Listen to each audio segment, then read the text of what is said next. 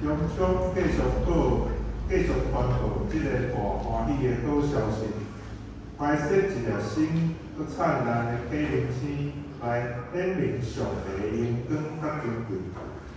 这条灿烂的星辰，就是要互人知，天庭会记你古早的应允，就是神圣的真光要降临世间，非常明显的记号。